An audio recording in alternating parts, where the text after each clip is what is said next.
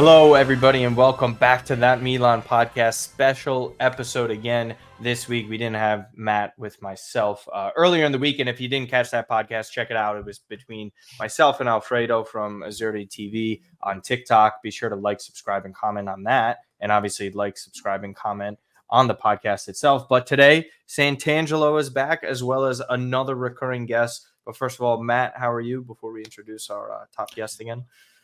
I'm good. Ready for some club football back. Tweeted out earlier today, and when Milan's back in my life, things just kind of feel right. So yeah, a couple of crazy things happening. Obviously, an update real quick regarding Milan this weekend. They're going to have to go with Antonio Mirante as their third choice goalkeeper because despite Mike Maignan getting suspended, somehow a goalkeeper picked up an injury and Sportiello is out for about 2 months. The positive news was that Benacer is returning back to training. Samuel Chukwueze picked up a hamstring injury, so it's not to have him over the course of these next few matches is a massive loss for them. Christian Pulisic is going to get a lot more minutes on his legs. But before we get into the fixture that we're going to be talking about today, Tom Scholes is back. Tom, how you been? I'm perfectly fine, thank you. Good evening, good evening to us here. Good afternoon to you guys over there. No, just a couple of hours difference, but it's all good. But you got the better setup these days now too. This is much improved. There's a new microphone and everything. I know you had the jerseys and kits back up there before, but this microphone new and all that? Yeah, it is actually. There's something I'm working on regarding this. Okay. We'll let you plug that in. Tom is cooking right now. It looks like it's not football related. He's plotting. I think it's another sport, but I think I know exactly what it is because we were talking about it before Matt got in here. But anyways, Tom, it's always great to have you back of TalkSport. But obviously we're here for Milan-PSG. You're great in Ligue 1. Obviously been here. I think last time you were on, we were talking Lois Openda, where he was linked with Milan prior to this happening. But we've actually seen a few massive things take shape that involve Milan and Ligue 1. One we could actually mention that I didn't even have as a topic here. Our guy, Yacine Adli. How about that? Pat ourselves all on the back for this because we talked about, especially you, Tom, because we talked about this on State of Play a couple years back. I believe. I forget. I think it's when Milan initially signed the deal to acquire him and then he loaned him back out to Bordeaux. But do you want to say I told you so, Tom, or what? Because Yacine Adli, the second he's gotten his opportunities, I'm not sure how much you've been able to watch of him, but he's been flourishing. So are you surprised, not surprised? Obviously a different role here as the regista in a three-man midfield, but your thoughts? I'm far too humble to say I told you so, but there is evidence that I told you so. So, I'm not going to say it, but it's out there. No, I haven't watched too much of him, but thankfully, due to reading tweets such as like you guys and other Milan fans on Twitter, it's still Twitter. I'm not falling for any of the other bits. It's still Twitter, and everybody knows what I mean. But no, I think I'm not necessarily surprised to see him flourish in the way he has, but I am surprised at the way that Milan fans have taken to him. I thought it would have taken a little bit longer for him to kind of like establish himself and have the fans on his side a bit more. But I certainly think, just reading from what I see online, and that's not to say that what you see online is gospel, of course. But every time I see like Milan play, I always see rave reviews for him. So I'm quite happy that he's doing well. Mainly, for myself and knowing that I could be a scout for a top European club just by watching football. But apart from that, I'm glad for the lad, of course. I think too with Adli, it's you mentioned a good point about how the fans have taken a likeness to him, so far, and I think they've been basically it's more kind of like anticipation and like just like itching just to see this guy get a chance because of, we Martino and I have been talking about it. I don't know if you've been following some of their posts, but like he's a fan favorite for a player that really has never featured prior to this season because of the camaraderie he seems to have with the rest of the guys. The Leão always speaks so highly of him. Like they're always posting about him on like their pages. And, I think he was one of the players that, if I'm correct, I think like organized like a huge barbecue at Milanello last year. And everyone was like, this guy is the nicest guy. It was at his house. Yeah. He hosted they were just like, everyone's been like universally backing him to get more minutes and more opportunity. And I think, the quote that always stands out, and I think that fans are latching onto every time he plays well, is when, Pioli pretty much told him in the beginning of the season, like, we really don't have a role for you. And he had a conversation with Tomori, and Tomori's like, well, what are you going to do? And he's like, I'm going to stay and prove myself. And it's amazing how, we go from, 2 years ago, Kessie, Benacer, Tonali. Now, neither of those three are the ones making the impact in the midfield. And, look, Loftus-Cheek is out. You have Krunic, who's been out. He's on his way back. You have Benacer, who's been out. And you have three new midfielders that are carrying this forward for Milan. And they all really contribute a little bit of different things to this team. So it's been great to see. But I think the Adli shots have been awesome. You can see how much he celebrates goals that aren't even his, and how much this group really rallies around him and the opportunity he's getting. So it's a good moment for him. Yeah, also had video footage of him singing some of the songs. I'm not sure a copyright issue, so we're not going to play it, but this was reposted. I'll try and put the link in the description for it. But again, he kind of reminded me of, this is maybe an obscure reference for half of the listeners, but Taco Fall, Brian Scalabrine type of players, where they're cult favorites by the fan bases and everybody just wants to see them play. And then the second they get minutes, everybody's supporting them. But to be fair, Yacine Adli was always a top talent. He was fantastic at Bordeaux in those situations. There were even recent comments about, there was never any doubts about Yacine Adli regarding the managerial staff and coaching staff and the scouts at Milan about his ability offensively. It's all about how can he manage the Italian game defensively, his positioning and all that sort of stuff. And I got to say, being thrust in some of these matches that are not easy whatsoever, Lazio being one of them, coming on against Dortmund, I thought he looked fantastic in the Champions League for his Champions League debut. And now potentially seeing minutes against the club that we're here to talk about today and that Tom knows very well. Tom, I know usually it's fun to do the black and white outlook on certain squads, and you've kind of been, I guess you could say, a little blunt about it on your Twitter feed. They're just not that great again this year. Luis Enrique coming in for PSG, obviously a whole shift of talent. Messi, Neymar obviously leaving. Milan Skriniar arrives, Gonçalo Ramos, Kolo Muani, and again Dembele out wide as well. So you kind of see the whole team making a major dynamic. They win the first game within the group against Dortmund, and then whatever the hell happened at St. James's Park was just cataclysmic of basically their entire UCL, I don't know, I guess bids for the win. I mean, like this is every time you think PSG might take a step forward in philosophy and talent, we start to see the matches play. And Tom, what have you seen so far that kind of says same old PSG? I think the biggest problem I've had with this team isn't, it's weird because the outcomes have always been the same. And as we saw against Newcastle, the outcome was the same as it's been for a number of years. But I think what makes this one different is because there's been a noted effort to change the culture and the image around the club. They've had the Hollywood FC. They've had their first period where they raided Italy with people like Ibrahimovic, Thiago Silva, Cavani, Lavezzi, all of that kind of thing. So they've had that time. Story too. And then that's exactly that. They've had that period where they've taken players from good leagues, good teams from Serie A and tried to build a team, and that was quite successful. Yeah. That being said, what they have done now is they have moved away from the superstars and they've tried to build a team. Mm-hmm. The problem I have with it is they've built a team for another manager. They haven't built a team for Luis Enrique. Luis Enrique is a good manager in a specific way. And I don't know if he's the man for this team, this particular style of team.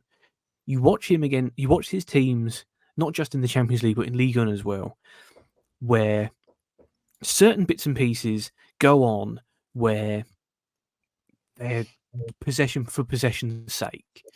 And for more of a mainstream listener and anybody who's listening to this that doesn't watch the Champions League with PSG, that doesn't watch Ligue 1, the best thing I can kind of compare it to is if anybody remembers the 2022 World Cup with Spain, where they played some good football, they had some good results, and they scored a lot of goals because they had a lot of the ball, but they had trouble with a real cutting edge.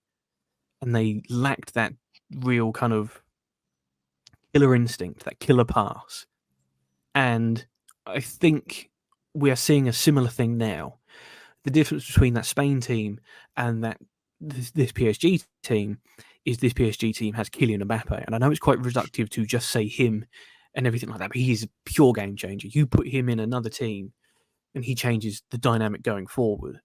But it's things like he got rid of Marco Verratti because he didn't like his lifestyle. He didn't like the smoking, the partying. When the ironic thing is, he might have been the perfect player for this setup on the pitch anyway. Yeah. And that's gone. Ugarte has come in and he's been a very good defensive midfielder, but they don't have that kind of Thiago Motta character that they had under Laurent Blanc all those years ago. They don't have a Verratti that they've had for the best part of a decade.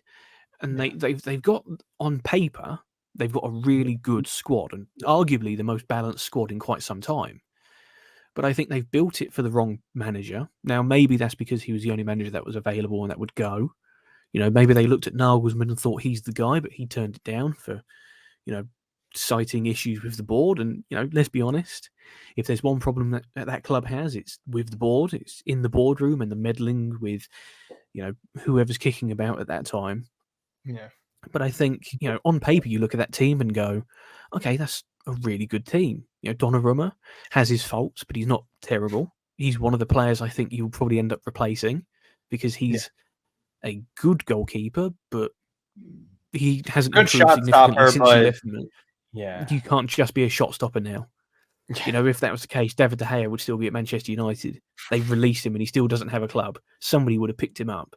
Donnarumma's a decent goalkeeper, but when the ball is at his feet, you do sit there and kind of go, "Oh, what's going to happen here? Yeah. Anything can happen."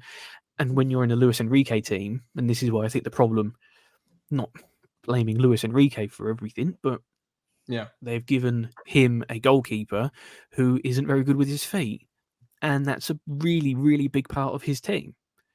Defensively, they've got some good players. Hakimi going forward is quality. Nuno Mendes, when he's fit, is quality. Marquinhos has his lapses of concentration, and admittedly, he is on the downward trend, but he's still a good defender. Skriniar is another good defender that I looked at when they picked up and just went, okay, yeah, that's a good, on a free transfer, that's a really good buy.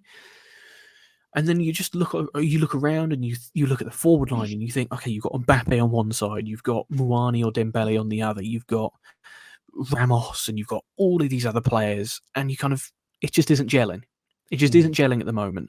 And what I would say about this game coming up is, from a Milan perspective, this is probably the best time to play them because, coming off of an international break, they haven't had that time to gel because a lot of their players have been away.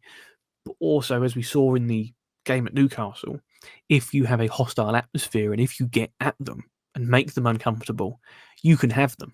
You can not only beat them, you can embarrass them. So I think if I'm in that Milan dressing room, I'm pinpointing a couple of them players and going, not I'm going to hurt him, but you're going to put a stiff tackle in. This is my English side coming out here. You're putting a stiff tackle into Mbappe if you can get near him.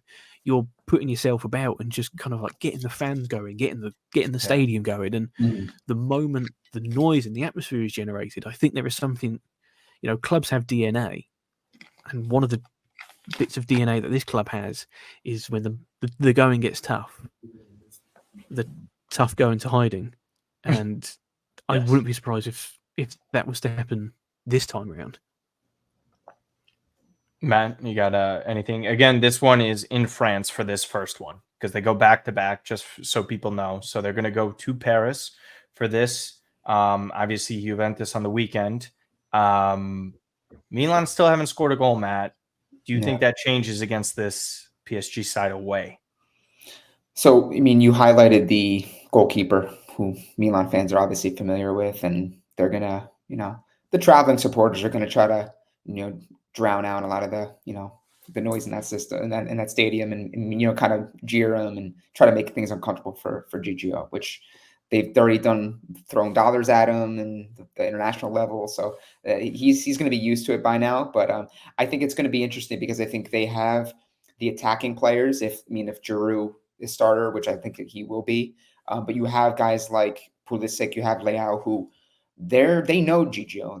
They're going to look at him and think, we're going to press the issue. Like, the ball's at his feet. Let's make things very uncomfortable. Let's make him make a pass. If they beat the press and they get into that next phase and we have to kind of retreat and scramble and reshape, by all means. But I think the way that this Milan team likes to play, and at least what we saw the first two games, is that they can create the chances.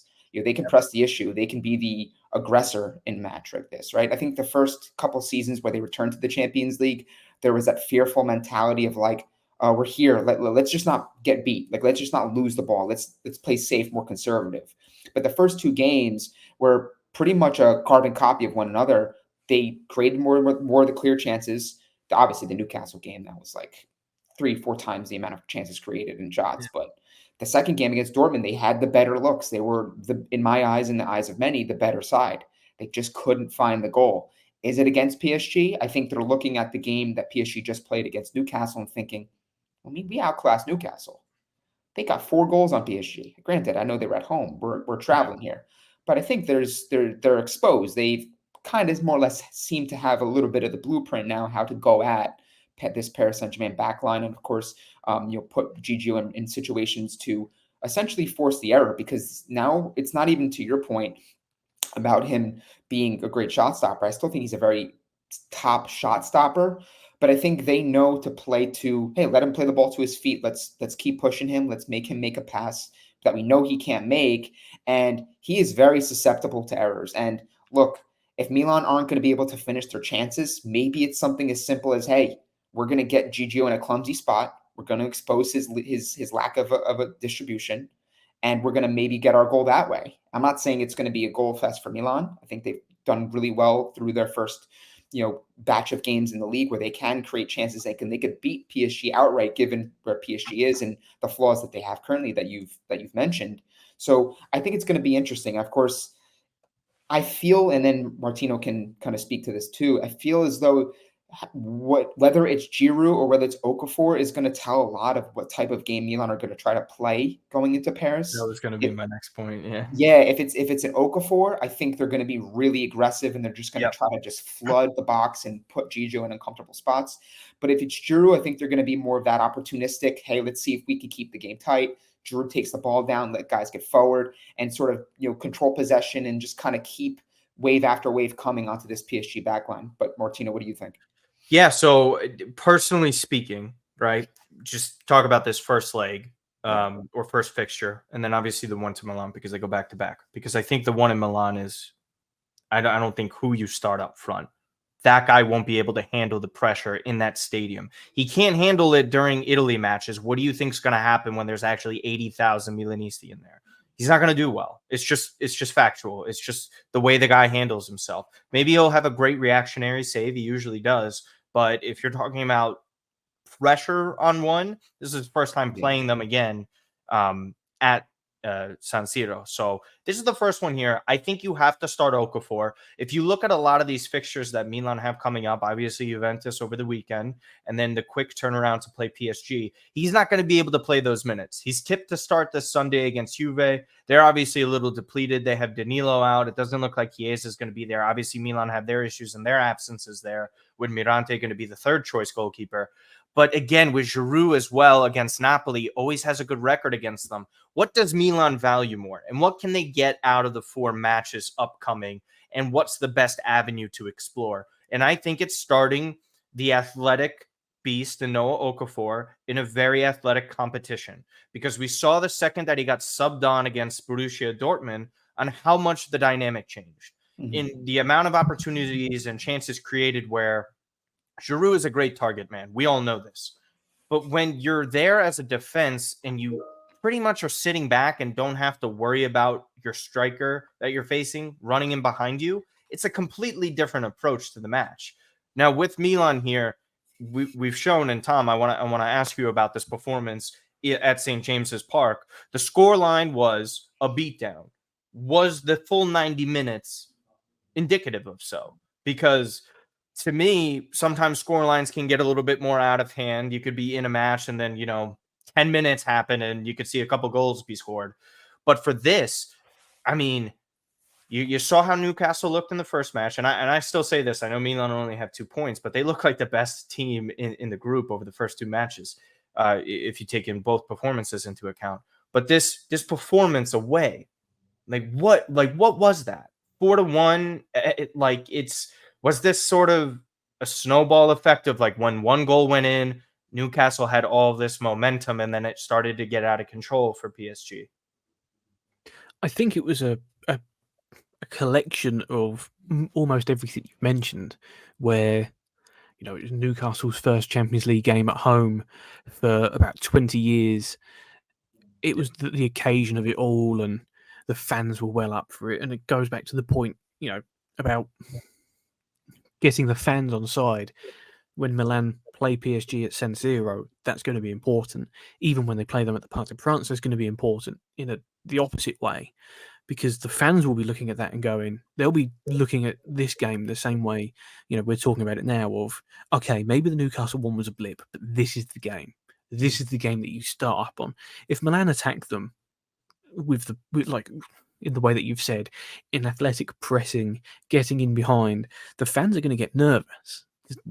One of the problems that Parc des Princes has in the group stage of Champions League is it can be very calm, it can be very relaxed. An atmosphere of, it's fine.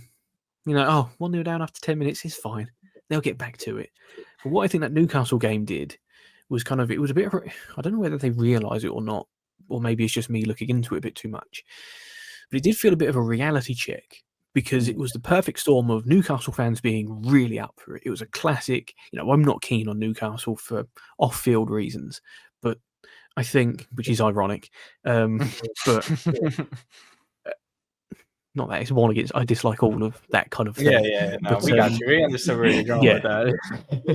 I'm not doing a David Beckham and come visit Qatar, but that's off topic.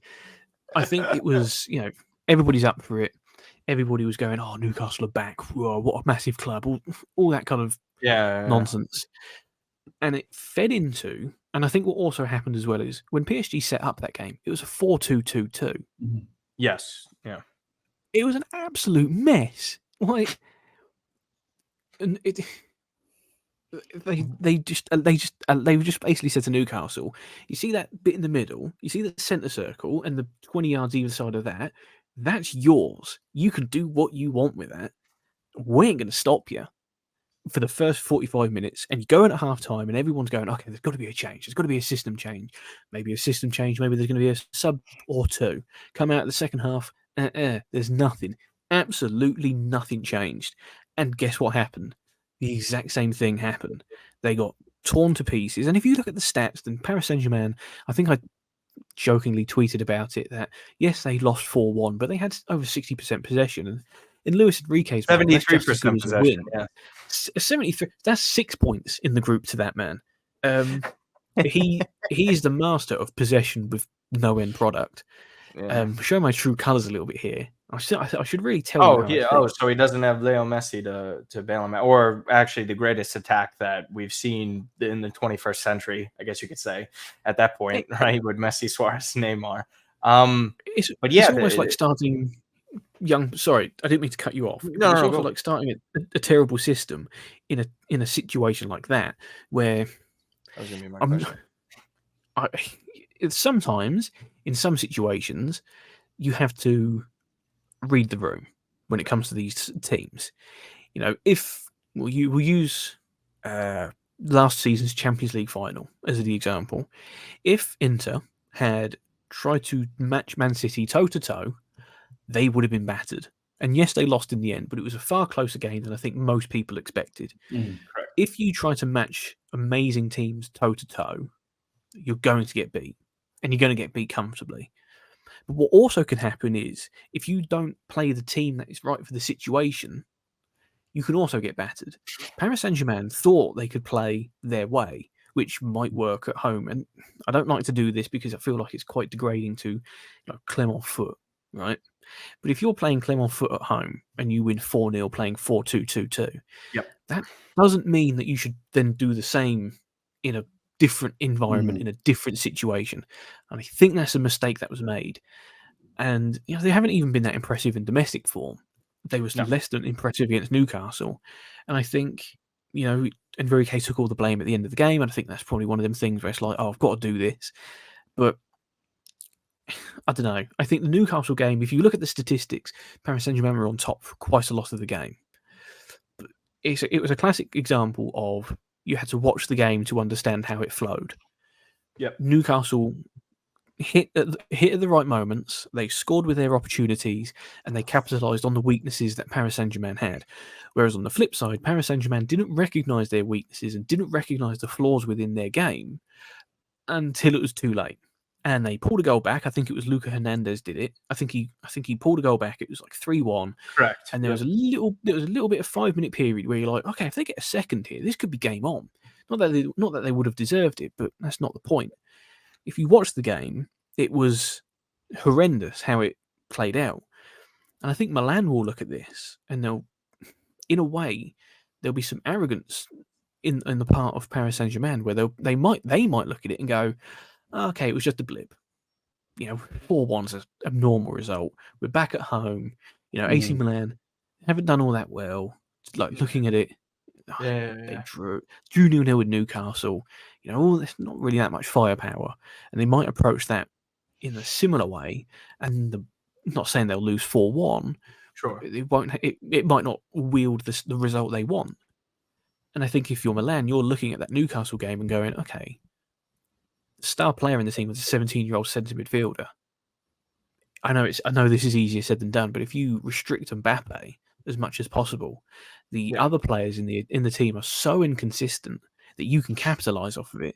It's not a case of outplaying or outperforming Paris Saint-Germain. It's about hitting your moments at the right time and having a game plan that works, even if that's counter-attacking and having pace up front. It's like I can see Rafael Leão causing absolute havoc in that defence, but it's got to be at the right time. It's got to be done at the right moment. And I think that's the key to the game plan. I think that's what Newcastle did. They didn't try to outpass them or anything along those lines. They picked the moments and they ran with it. And that's what Milan should be looking at. And if I can identify that, I'm sure a professional football coaching staff can identify that as well.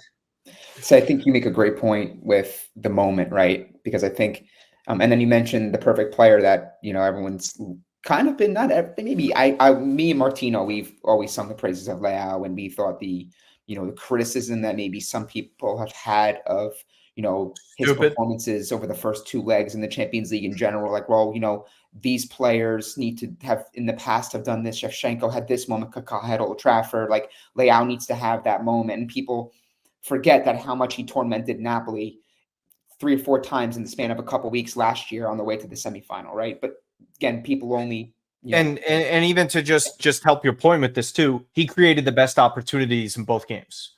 So if his teammates finish the opportunities, then we're not even talking about his performances because he's doing his end of it. His teammates aren't. And it's funny because even if you look at Kaká, just really quick, one more reference, Kaká had an assist in the Champions League final. Both of them against Liverpool, but the one in 2005 in particular, he's not scoring in that one. Was he poor? No, he had one of the best Champions League finals assists we've ever seen.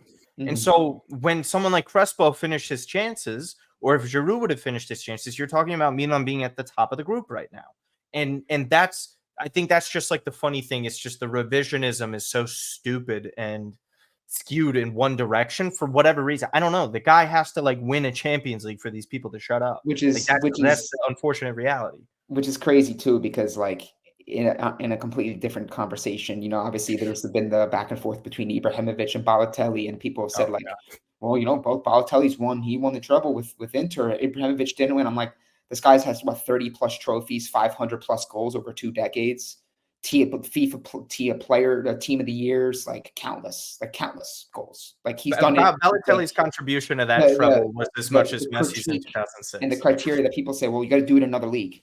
France, England, Spain, Italy, with top clubs, even in the Netherlands, right? With Ajax, so that's a completely different conversation. So to weigh it simply down to like, need to win a Champions League, it's like, yeah, but there's players that have won Champions Leagues that have done nothing. So it's like football, right? Or other sports. It's like, he's a bench player. He has a ring. Did he do anything though? Like, you're really going to say he's better than him because he has a ring and he doesn't? It's stupid.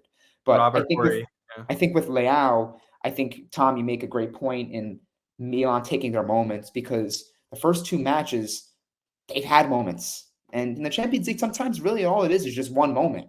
Like, one moment can really define a game, and one moment can really define a string of games, or maybe even a phase of the tournament. If Leão comes to this game and he upstages Mbappe, or he's toe-to-toe with Mbappe, and it's Leão getting the better hand and Milan winning this game in Paris, and Leão gets his man of the match, he gets his goal, or he gets his domination, like we know he's capable of doing, that's his moment. People are going to be like, there it is. He did it away at Paris Saint-Germain. People have been calling for it. He delivers. So it goes without saying, keep an eye out on Rafael Leão, but I think he's also coming into this game with a little bit of a chip, because these guys are on social media, especially Rafa. He replies to accounts. He's aware. He maybe doesn't react or respond to everything, but he's aware of like the back and forth where it's like, okay, yep, I'll show you. Like a quiet assassin. I think he's gonna approach it. Well, he did quote tweet after the match, whatever the more recent match was, about the Balotelli comment. So like he's aware. He's an aware person of it. It's hard to escape it, but just keeping your head down and doing the best you can. I think ultimately PSG, there is a window. Tom, maybe you disagree with this, but just the way they've started, I think it's potentially the most disastrous season since the takeover of this ownership. And I say this under the like the idea of they're awful in the league to start. We've seen them lose the league before. This isn't something foreign, right? Monaco, we saw Lille do the same thing. Obviously, a massive exodus of talent. Regardless of what you think of Messi or Neymar, it's still Messi and Neymar. Messi had an incredible season in Ligue 1. People still don't get that. They just want to disrespect the league. There's a window they lose that. They could finish third or fourth in this group. I think third is a certain possibility at this point, especially after that match against Newcastle. We'll see how Newcastle kind of handle everything after that, because it was kind of Jekyll and Hyde. They could be missing everything, and then Mbappe bolts this summer. So there is, I think, an incredible amount of pressure. Who knows with Mbappe? That saga can go on for who God knows how long. But that's the possibility here. And Matt, to your point as well, with the singular moment can change everything, happened to PSG the year Real Madrid won the Champions League.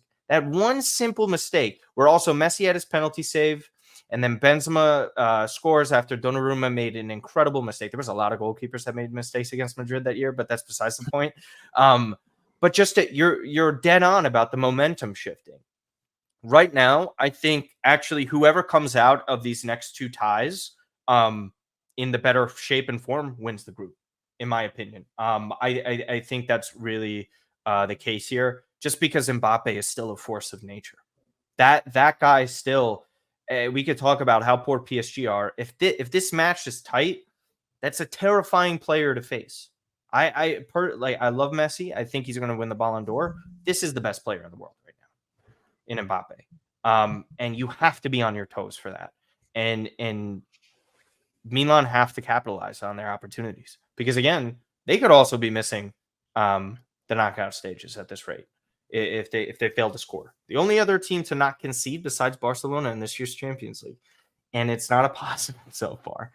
Which kind of gets me to the next and kind of towards the final points. I'm not sure if we want anything else. Maybe we'll discuss the Tonali betting thing right at the end of this. But just to wrap up this Champions League group of things, what we've seen through two matches, guys, has been there hasn't been a head and shoulders team above everyone else, right? Because of results, circumstances. I think Milan have played very well for a team that hasn't won a game or scored a goal.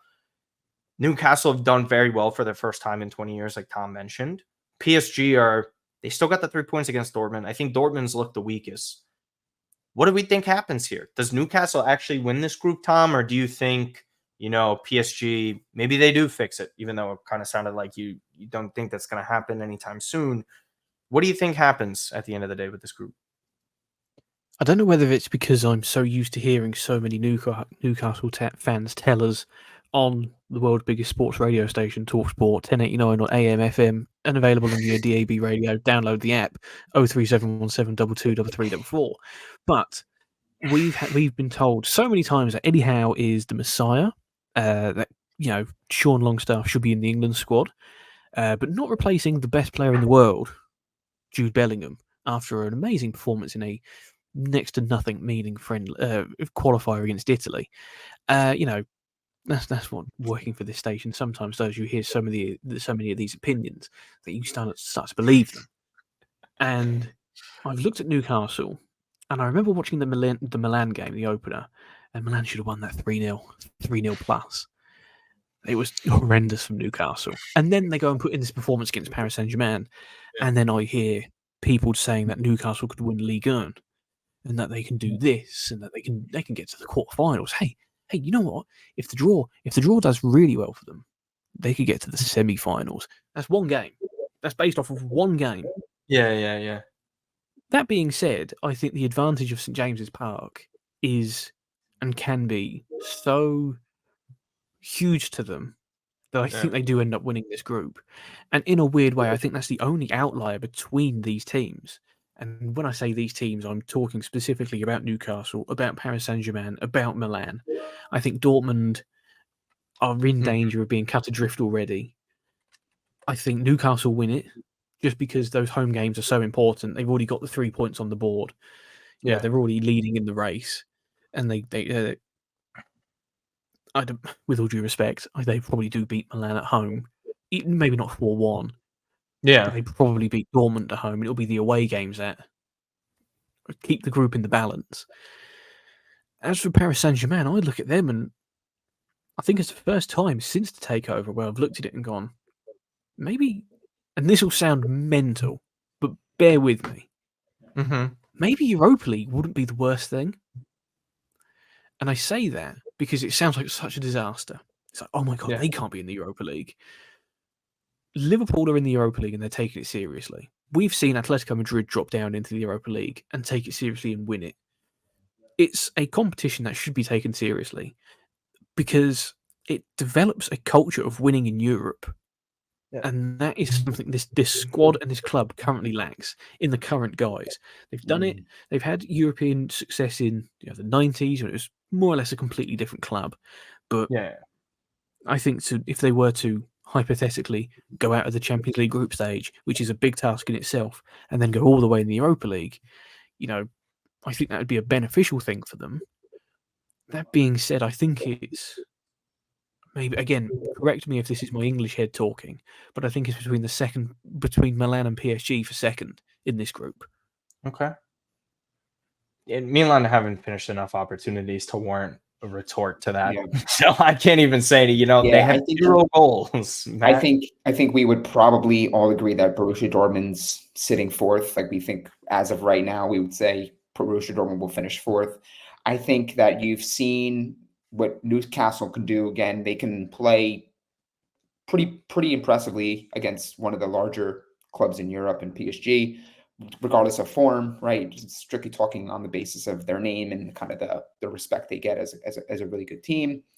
And then you have, Milan, who have had 2 games where they've looked that they have nothing to show for it. They have no goals. So if you're watching this thinking, wait a second, like you're really going to think that Milan can finish ahead of Paris Saint-Germain, like Milan haven't scored any goals. They had 26 shots or 25 shots against Newcastle at home. They didn't win. Their star players aren't scoring goals. They're not producing the results they need. And now they got to face PSG back to back. How are we going to fit them second? Napoli and Juventus. I think this is the game that I think ultimately is going to really dictate whether fans can realistically be like, all right, we can get out of this group. If they somehow get a draw, I think they actually do need to win, if I'm being honest with you. I think they need to something tangible to put to the good two performances they've had. The draws are not enough. I know it's 0-0 and you take sometimes against certain teams, you take draws and it's fine. Milan needs something tangible from a match like this. I don't think a draw is going to be enough. I think they do need to win a game and they need to finally be like, all right, We got our victory. Yeah. 5 points through 3. Now we go back to the San Siro for the second game against PSG. And now we're kind of sitting in a position where, all right, like we're feeling pretty good. Another draw, I don't think will do it. I think they do need to get a win here. And you guys might agree. I'm not saying they're mathematically out of it, but you don't want to get into this position where you're going to need a win and help and goal differential on the final 2 match days. That's just, once you put it into the hands of other teams, it's harder. Yeah, and the funny thing is, at least they were battle tested the first year back in the Champions League when they at least had an opportunity on the final day. And this was also a team that made it to a Champions League semifinal just a few months ago. I think the important thing is this. Totally agreed on everything regarding the first match against Newcastle. The match against Dortmund, in hindsight, will eventually look like a solid result, given the absences in the midfield and where they were playing. It might look good, but I agree with you with this, because if you get a win here, you're talking about 5 points now. Whatever happens with Newcastle and Dortmund, 2 of the 3 final Champions League matches are at San Siro. That's a huge boost for them. And you're getting guys back for those games. We'll see. Maybe Truquet. It really. I'm generally saying, yeah. Benacer says he'll be featuring minutes sometime in December or so. He's still weeks away. There's another international break to be had. There's so many of them. And so, yeah, I mean, there's just a lot to happen still, and there's a lot to be played for. And I think a lot of people kind of get short-sighted on that. 4 matches is a lot. The majority of the matches have not yet been played. So I think people maybe need to chill out a little bit. Not saying the callers at TalkSport, Tom. But talking about that, and TalkSport unfortunately wasn't able to make the appearance this past week. But the topic was Sandro Tonali and this looming suspension. And obviously intertwines with everything that we're talking today, the Champions League group stage, Newcastle themselves, Milan, and potential penalties and that they could be facing. But here's the real caveat in all this. And these are the final 5 minutes of this. With Tonali, he was betting on Milan matches, and this is just for the background story if people do not know this. Tonali was betting on Milan matches when he was at the club. He was illegally betting, but not while he was playing in those matches. So he was either suspended or injured for these matches where he was not allowed to play. Those were the ones that he bet on. And every single indication and top reporters like Antonio Vitiello of Milan News were stating that no superiors within Milan's management knew of anything about this, because everybody is just freaking out and saying there's a lot of Newcastle supporters. Of course the club knew. Of course they knew this and that. It's like, no, you offer them record money for an Italian. You tripled his salary. Why the hell do you think he went to Jordy's, to you Jordy's? Why? It's no disrespect to your club, but sometimes money talks. Or actually, most of the time money talks. And that's the reality of it. And we'll see what the suspension ends up being. Could be a full year. That's what they're talking about. He is talking with authorities to kind of try and work the suspension down. That worked for Fagioli. But Tonali, the rest of the season, and this does impact the group, by the way, depth for Newcastle. First year really playing multiple competitions like this in Europe. They knocked out Manchester City already of the Carbohydrate Cup, as I like to call it. With that, can they survive this, Tom? Like, this is a huge absence. He brings so much. He's such a dynamic midfielder in the sense of the modern game. Like, he does have technical ability. He is incredibly fast. We see those graphics all the time about his kilometers per hour in the Champions League. He got off to a strong start, been a little weaker since. How massive of a loss is this? Not only in the Champions League, but just the entire season for Newcastle if he does miss out, because that could put a massive dent in almost every single target that they're going for this year. Well, this is exactly it. There's rumours now that Newcastle will be looking at Calvin Phillips in the January window, which will then be a snowball effect of Manchester City. Then know they need a midfielder, and his price goes up by 15 million. The same way that in Europe, when a Premier League club comes calling, their price goes up by 20 million. As you said, Sandro Tonali probably was somewhat intrigued by the prospect of going to Newcastle, but he probably also wasn't entirely keen on leaving Milan. But when you are paid that much money, and the club themselves have probably had a word and said, mate, have you seen how much they bid? Like, are you having a laugh? You know, you sure you don't want to? Oh, you do want to go? Wonderful. I think for Newcastle, they'll find a way to get some depth. You know, they've managed to. I don't know how they've managed to do it, but they're now sponsored by Saudi Airways, which is incredible for them to find that deal and pull that deal from out of nowhere. Real credit to the commercial team. I don't know how they've done that, but that's another probably extortionate amount of money pulled out of nowhere that will go towards buying. If I speak, I'm in trouble. That's all I'll say. I tweeted that video that'll go today towards about Papa Gomez suspension, but continue with that. exactly. They'll find another midfielder. They'll just they'll buy Calvin Phillips, and he's not as good as Tonali, but he fills the gap, so they'll be fine. Familiarity with the Premier League as well. Matt, people should not have been surprised about this Tonali sale, considering they just sacked Paolo Maldini not too long before that. So obviously, they weren't, I guess you say, foreign to massive changes, this ownership and management. What do you think this does for the group, for Milan, and also just from a Milanista perspective? Some people thought I was too harsh about it. I just think this, just real quick, and I'll let you get your point, is that if Tonali was not sold, and he already did this betting while at Milan, he would have been missing a full year for this club and put them in a really difficult situation on top of those finances of that transfer deal not coming in. They probably are not even close to the same squad. For me, that is just, it's such a damning thing. And I was really disappointed. I say never come back. Probably a little bit dramatic on that. But what was your initial reaction before we head on out? It's disappointing. It's disappointing. I think it's also, too, like one of those things where I look and people are going to be like, why is he gambling? He's got so much money. I'm like, I mean, why does certain players go to certain clubs and take 200 million? It's like they all have egos. They're all out to make more money. They're all about to secure their family, their family's family. Like it was on that note, it was a money-driven move.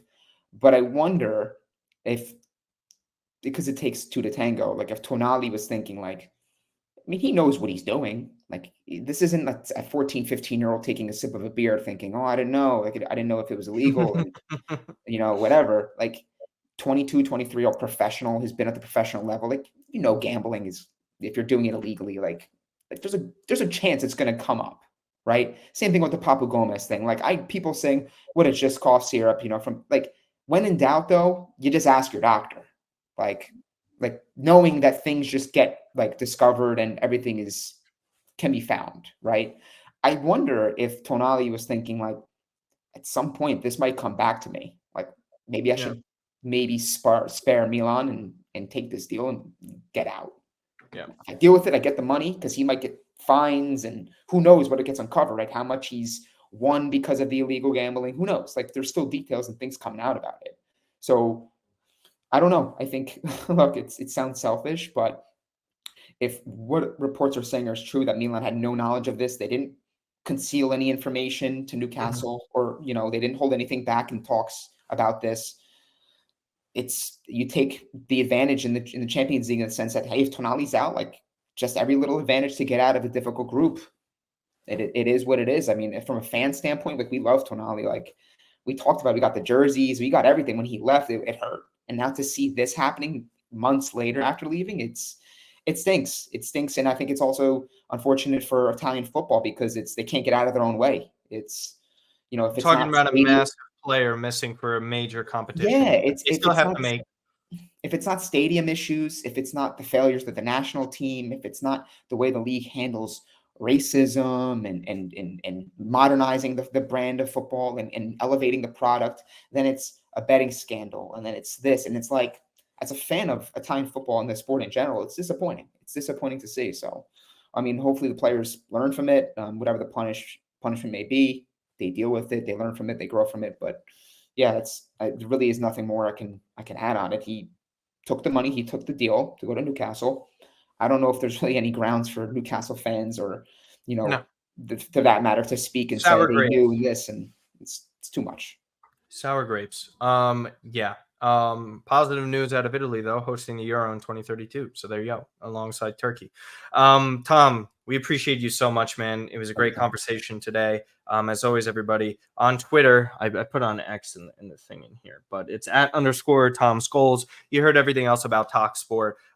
If you're interested in listening to all the content there, huge, massive station out there in the UK, and pretty much worldwide as well. So great work there.